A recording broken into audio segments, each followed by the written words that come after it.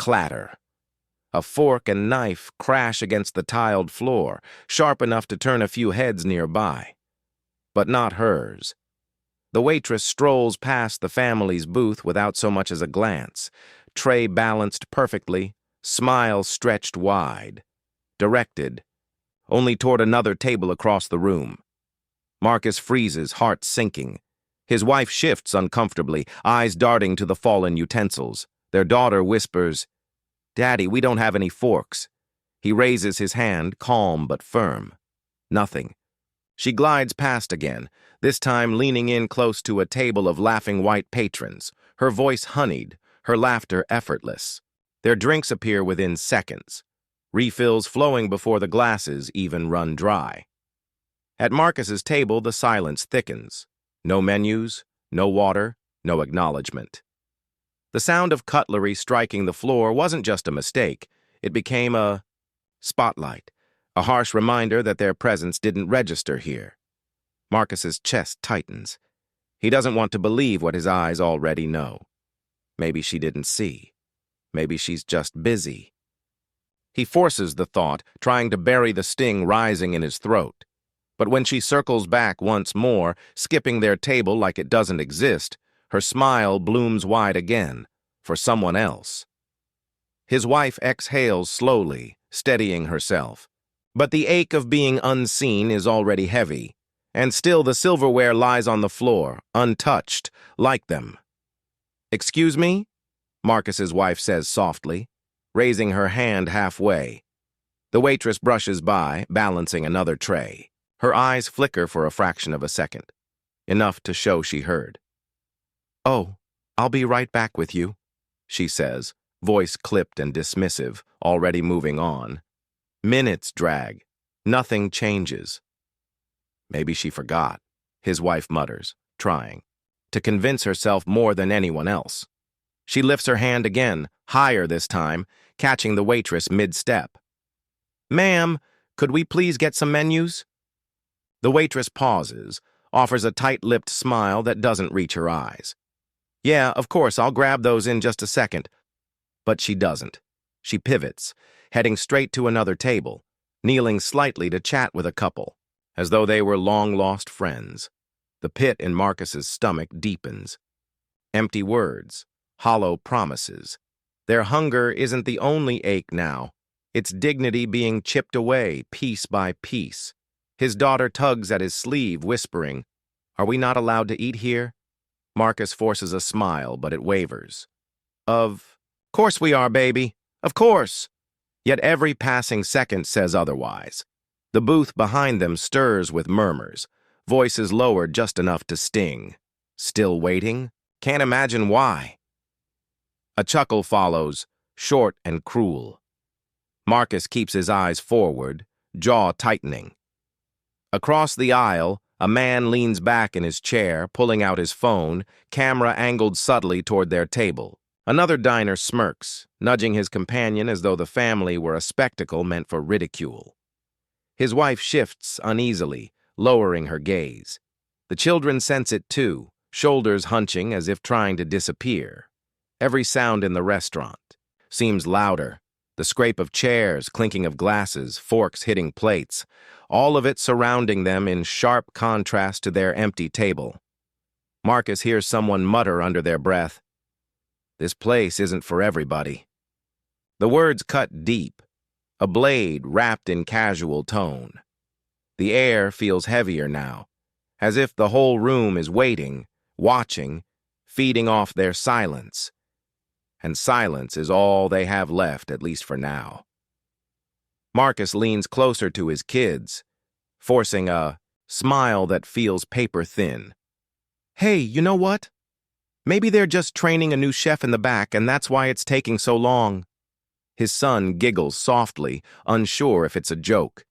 His daughter tilts her head, confused.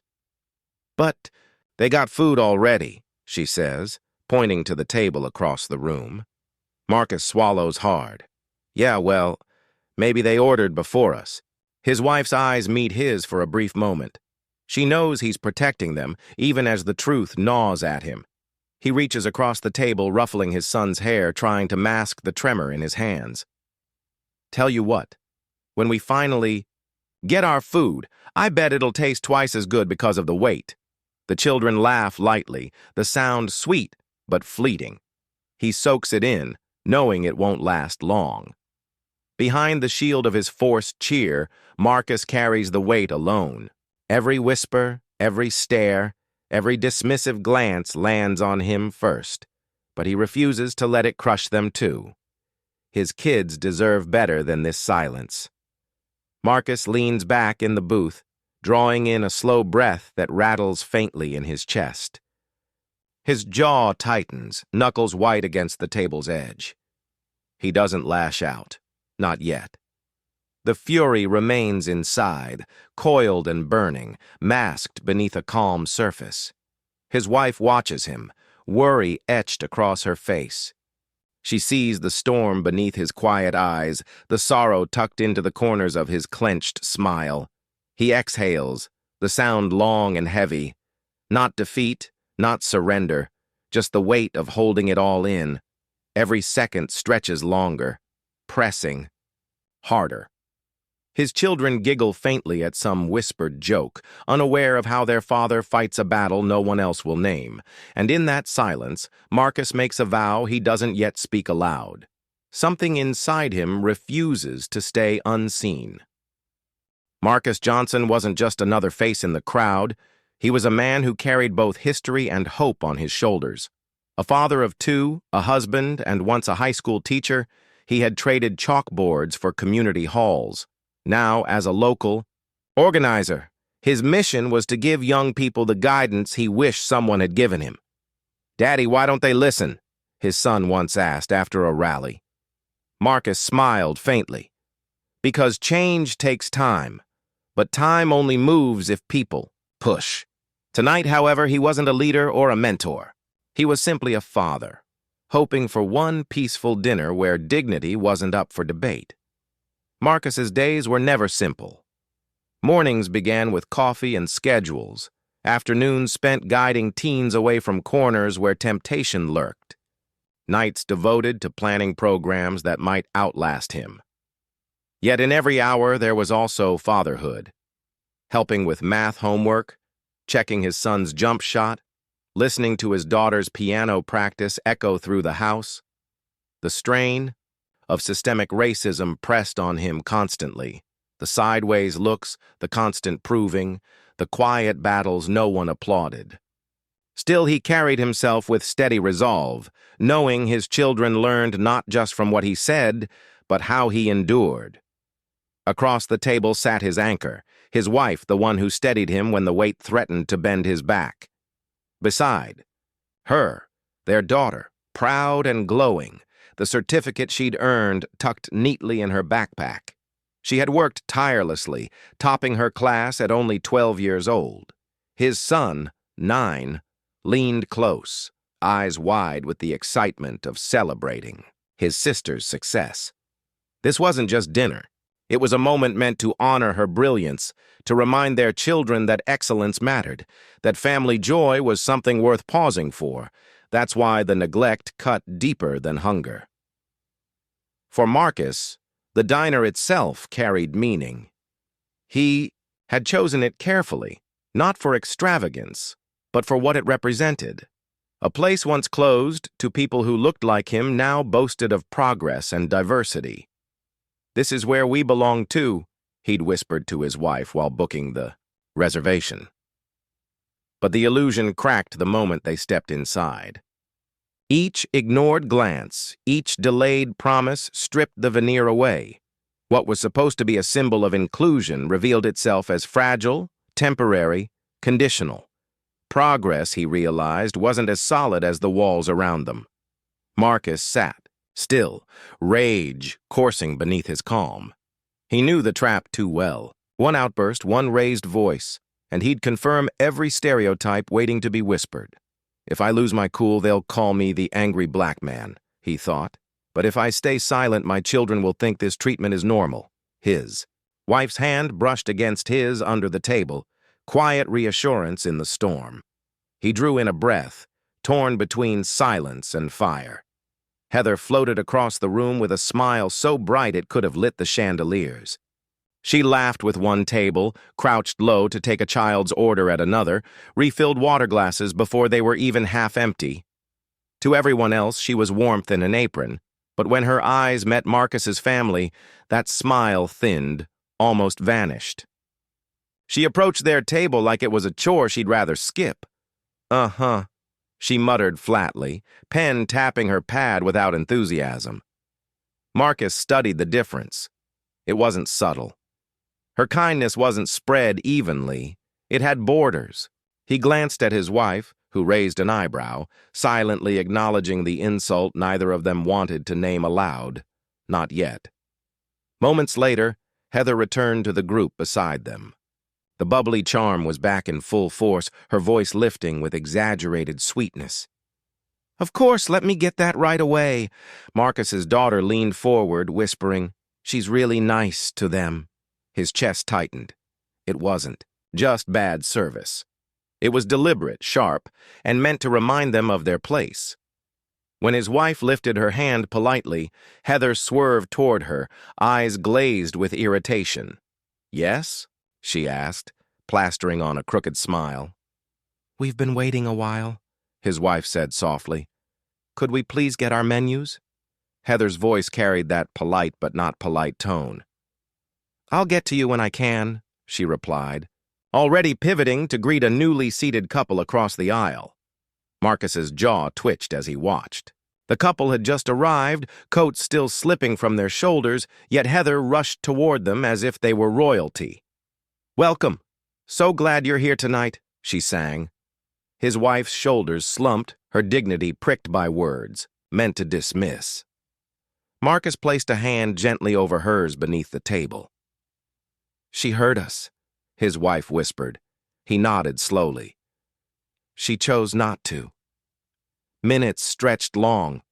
Water never came. The menus never appeared. Heather passed their table again and again, pretending not to see the growing silence. "Excuse me," Marcus finally said, his voice calm but firm.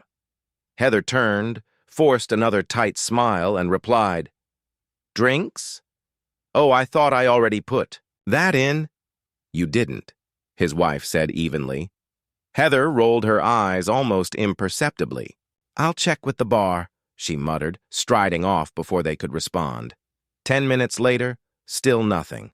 Other tables were being served appetizers, clinking glasses, while Marcus's family sat empty-handed. His son whispered, "Daddy, aren't we supposed to get menus first?" Marcus exhaled, his patience thinning. This wasn't an oversight. It was humiliation masquerading as forgetfulness. Every delay carved deeper into the fragile dignity they had carried into that room. At first, Marcus hoped the children were too distracted to recognize the slight. But innocence only shielded them so far. "Mom," his daughter murmured, "why is she skipping us?" The question hung heavier than any accusation. His wife's lips pressed into a thin line, searching for an answer she didn't want to give. His son leaned closer. "Did we do something wrong?" Marcus's throat tightened. These were the lessons he prayed they wouldn't learn so young, the sting of being disregarded not for actions but for skin. He forced a smile, whispering, "You've done nothing wrong." But deep inside, he knew the truth was harder, sharper, and could not be hidden forever. His wife leaned toward him, voice barely above a breath. "Maybe we should leave." Marcus's eyes stayed fixed on the bustling room around them. Leaving meant surrender, teaching his children that dignity was negotiable. "No," he said firmly, his voice steady. "We belong here just as much as anyone else." His wife studied him, worried in her eyes, but she didn't argue. The children watched their father, clinging to his calm as though it were armor. For Marcus, this wasn't about food anymore. It was about presence, about proving that they deserved to sit in that space. He leaned back, drawing in a breath, trying to steady the storm brewing within. Outwardly, He was composed, hands resting on the table. But beneath, his knuckles tightened, until the skin stretched taut, his jaw clenched so hard it ached. Every laugh from nearby tables, every plate served to someone else was a reminder of their invisibility. His son shifted uncomfortably. His daughter stared at her folded hands. Marcus forced himself to stay calm. Yet rage smoldered inside him, heavy and dangerous, pressing against the restraint he wore like a mask. And still, Heather hadn't returned. "Sorry, we're actually out of what you probably want. Maybe you should try somewhere else?" Heather's words dropped like a hammer in the middle of the room. She didn't lower her voice. She didn't attempt discretion. Instead, she said it loudly enough for nearby tables to hear, her tone cutting, her smirk deliberate. Marcus froze. After an hour of neglect, this was her return. Not with service, not with apologies, but with public rejection. His wife's lips parted, stunned, while his children shrank lower in their seats. Heather crossed her arms, shifting her weight as though the family's hunger was nothing but an inconvenience. "We're really busy tonight," she added, each word dripping with disdain. "It might be easier if you found another place." The air shifted. Forks paused mid-air, conversation stuttered, and suddenly all eyes seemed to be on them. Marcus felt the heat crawl up his neck. This wasn't just poor treatment anymore. It was deliberate humiliation, staged in front of an audience. His son whispered, "Dad?" But Marcus couldn't answer. His voice caught in his throat, not from fear, but from the sheer force of trying to contain the rage that threatened to spill. Heather tapped her pad impatiently, as if daring him to argue. "So? What's it going to be?" The silence didn't last. From the corner of the room, someone chuckled. Another diner shook his head with a grin, muttering, "Unbelievable." Then came the phones, screens glowing, held discreetly at first, then openly. A group of young men angled their cameras toward Marcus's family, snickering as though the scene unfolding was entertainment. "Get this, bro," one of them whispered, laughter spilling into the air. Marcus's wife lowered her gaze, cheeks burning with humiliation. She knew exactly what those recordings would mean. Strangers replaying their pain, mocking it, sharing it online like a clip from a comedy show. The sound of muffled laughter spread. Some faces looked sympathetic, others indifferent, but no one intervened. The cruelty wasn't just in Heather's words anymore. It was in the ripple effect, the way silence from the room gave permission for mockery to grow. Marcus clenched his fists under the table. The sting wasn't just from Heather's insult. It was from the realization that so many people around them found amusement in their suffering. His daughter whispered, voice trembling, "Why are they laughing at us?" He wanted to answer, but the truth lodged in his throat, heavier than stone. Just when Marcus thought the night couldn't sink lower, the couple in the booth beside them leaned closer. The man, mid-40s with a crisp polo, spoke in a tone meant to be overheard. "This place isn't for everyone, you know."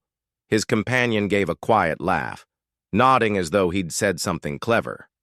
Marcus turned slowly, meeting the man's eyes. There was no shame in his expression, no attempt to disguise the prejudice. It was delivered with casual confidence, like a truth long accepted. His wife stiffened, her hand tightening around his. The children, though young, understood enough. His son's eyes flicked from Marcus to the man, searching for a response, for some kind of defense. Marcus's pulse thudded in his ears. It wasn't just Heather anymore. It was the room, the culture, the quiet approval that allowed cruelty to flourish. The man's whisper carried more weight than the waitress's insult. It confirmed the deeper truth. They weren't just being mistreated by one person. They were being told, collectively, that they didn't belong. Marcus swallowed hard, staring forward, his silence not out of agreement, but out of the crushing weight of knowing the fight was bigger than him. The moment shattered when his daughter's voice broke the fragile silence. "Why can't we just be treated like everyone else?" Her words weren't loud, but they cut sharper than any insult. Tears slid down her cheeks, her small hands clutching the edge of the table. She didn't care about the phones or the strangers watching. She just wanted to understand. Marcus's wife reached for her, whispering, "Baby, it's okay." But the girl pulled away, shaking her head. "It's not okay. We didn't do anything wrong." The boy looked at his sister, his lip trembling. "She's right, Dad." Marcus felt his chest ache. The one thing he had tried to shield them from, the ugliness he had carried silently for years, was now spilling into their world in real time. His daughter's innocence cracked under the weight of injustice, and there was no way to put it back together. He opened his mouth to speak, but nothing came. For the first time, words abandoned him, leaving only the raw sound of his daughter's, sobs filling the table. Marcus rose from his chair slowly, every muscle trembling. His hands pressed against the table as he steadied himself, the room falling quiet once more. "All we wanted," he said, his voice tight but steady, "was dinner with our family." His tone carried no theatrics, no anger disguised as volume. It was raw truth, spoken with dignity even as it quivered with suppressed rage. His wife looked up at him, eyes wide, silently pleading for restraint. His children stared at him with a mixture of fear and desperate hope, as though his words might somehow undo what had already been done. Marcus's gaze swept across the room, landing briefly on Heather, then drifting to the couple who had whispered, then to the diners recording on their phones. "We came here like anyone else. We deserve to be treated like anyone else." The silence stretched, heavy with his trembling defiance. For a moment it seemed the weight of his stand might shift the air, but Heather's smirk never faltered. Heather clapped her hands once, slow and mocking. "Wow, beautiful speech," she said, her voice dripping with sarcasm. "Really touching. You want me to get you a violin or maybe some tissues?" A few chuckles broke out from the back of the room. Heather tilted her head, feigning sympathy. "Look, I'm so sorry you feel that way. Really, I am. But like I said, maybe this just isn't the right place for you." The fake apology twisted, the knife deeper. She wasn't just dismissing them, she was mocking their pain, turning Marcus's attempt at dignity into the punchline of her performance. Marcus's fists tightened at his sides. His silence was the only thing keeping the room from combusting. The table fell into silence. Laughter buzzed faintly around them, clashing with the clatter of silverware. Marcus's wife stared at her untouched hands, his daughter sniffled softly, and his son avoided his eyes. Every second stretched longer, the weight of humiliation pressing down. The restaurant, once just a place for dinner, had become a stage for their degradation. Marcus sat back down, the silence heavier than words.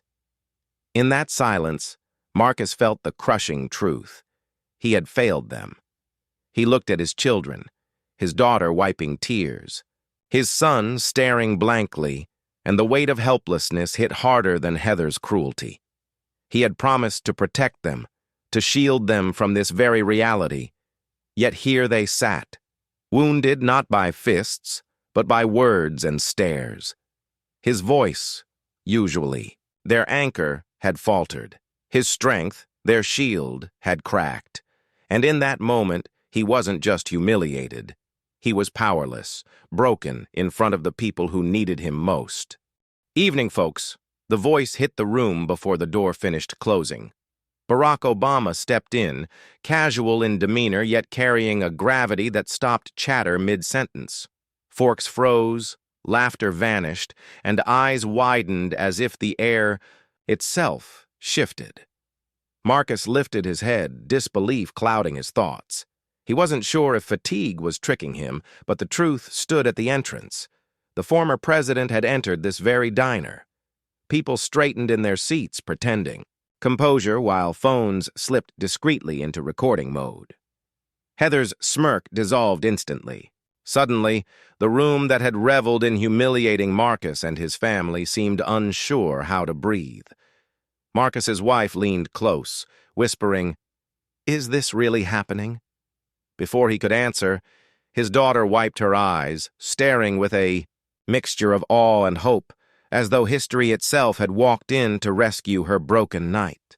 The despair of moments ago didn't vanish, but a spark ignited. In the same space where his family had been belittled, the tide had just begun to shift. Whispers raced through the diner like fire on dry grass. "Is that? It's him! It's really him!" Every head turned, every camera tilted toward the man whose presence needed no introduction. Heather, who had ignored Marcus's family for over an hour, suddenly lit up with a sugary grin. She glided toward a nearby table of white patrons, fluttering lashes and speaking sweetly, angling herself for Obama's attention. But her eyes never landed on Marcus's family. To her, they remained invisible. The hypocrisy screamed louder than words. Respect was a currency, and only certain faces were deemed worthy of it. Marcus clenched his jaw. He could see it in the way Heather's tone shifted, in how quickly she pivoted to charm those she assumed mattered. To the crowd, the family was still a joke. To Heather, still disposable. But her carefully built facade was about to crack. The crowd expected Obama to choose any of the polished tables waiting eagerly for him, but instead, his stride was deliberate, cutting through hushed voices and gaping stares. "Marcus Johnson," he said warmly, extending his hand as though greeting, an old ally. "It's been too long, my friend." Marcus froze. His son's eyes went wide. His daughter clutched her mother's sleeve. The disbelief at hearing his father's name roll off Obama's tongue was almost too much to process. The former president leaned closer. "Mind if I sit with you all?" The room collectively gasped. Diners who had chuckled at Marcus minutes earlier now sat rigid, trying to make sense of what they saw. Marcus managed a nod, voice heavy with emotion. Of course. In that instant, power shifted. A man who once commanded the nation now stood shoulder to shoulder with the family everyone else had tried to erase. "Why is he sitting with them?" someone muttered. "He must know them." "But why?" another whispered, disbelief dripping from their tone. The murmurs slithered through the diner, slicing deeper than any slur. Even in awe, prejudice held firm. To them, Marcus's family couldn't possibly deserve this recognition. Obama leaned back casually, unfazed. The louder the whispers grew, the more he smiled at Marcus's children, asking about school, dreams, and life as though the room around them had vanished. For the first time that evening, Marcus didn't feel invisible. He felt seen, not just by a leader, but in the eyes of his kids who watched their father sit at the center of respect. The whispers stung, but something stronger was rising. Obama grasped the nearest chair, sliding it out with ease. "Mind if I join you all? I've been looking for some good company tonight." His tone was light, yet deliberate. He wasn't asking for permission. He was declaring an alliance. Marcus's daughter's tears dried into a tentative smile. His son sat straighter, chest swelling with pride. Marcus's wife exhaled, the weight of humiliation beginning to lift. The same table that had been mocked only minutes before now carried the gaze of every soul in the diner. Respect, envy, and resentment collided in the air, and just by sitting down, Obama had rewritten the script. The family was no longer alone. They had become the center. Heather nearly tripped over her own feet rushing forward, tray clutched tightly as she plastered on her brightest voice. "Mr. Obama." "Welcome, welcome. What an honor. Please, let me take care of you tonight." Her words tumbled out in a rush, each syllable desperate to erase the cruelty she had shown. Her eyes darted nervously between Marcus and Obama, calculating how quickly she could bury the neglect. Marcus's children noticed the transformation immediately. The woman who sneered at them minutes earlier now bent almost to the ground, eager to please. But Heather didn't realize her downfall was seconds away. The very silence she thought she controlled had now turned on her. Obama raised his hand, halting her mid-sentence. His voice was calm but carried weight. "Funny," he said, glancing at Marcus, then back at Heather. "I could have sworn this. Family was here long before me. Why haven't they been served?" Gasps scattered across the diner. The question was simple, yet unanswerable. Heather's confidence drained instantly. Her lips parted, but no excuse could form. The hierarchy she'd built crumbled with one line. At that moment, she wasn't the one in power. She was exposed. The room fell into suffocating stillness. Heather's jaw moved, but only broken syllables spilled out. Half apologies, unfinished words, hollow stutters. Eyes darted around the diner, but no one rescued her. The laughter from earlier had died. The superiority once flaunted had been stripped bare. For the first time, Heather looked small, powerless. The crowd had turned, and Marcus's family, long dismissed, now sat in undeniable dignity. Marcus glanced at his children. Their eyes sparkled, with a pride he feared he'd lost forever. His daughter whispered, "Dad, he stood up for us." Marcus swallowed hard, voice low. "We stood together, baby. That's what matters." Across the table, Obama smiled knowingly, letting the silence affirm the family's worth. In the space where humiliation once reigned, something greater now lived. Dignity reclaimed, hope reborn. And though the night was far from over, the shift had already begun.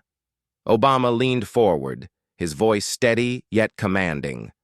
"Here's what's going to happen. This family's meal is in the house, not as charity, but as accountability. They were disrespected, ignored, and humiliated in front of everyone here. That injustice doesn't get brushed aside." Diner went silent, every word ringing through the walls.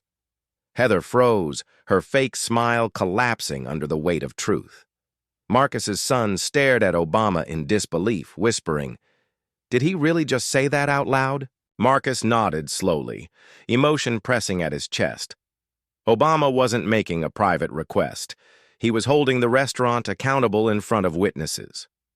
Racism had thrived in silence, but tonight, silence had been broken. A single clap echoed from the corner, then another. Within seconds, half the diner joined in, reluctant at first, then louder. "About time someone said it," an older man muttered, shaking his head. A young woman near the window lifted her phone higher, live streaming. "People need to see this," she whispered. Not everyone joined. Some stared at their plates, shame painted across their faces. Others avoided eye contact entirely, embarrassed by their earlier laughter. But the tide had shifted.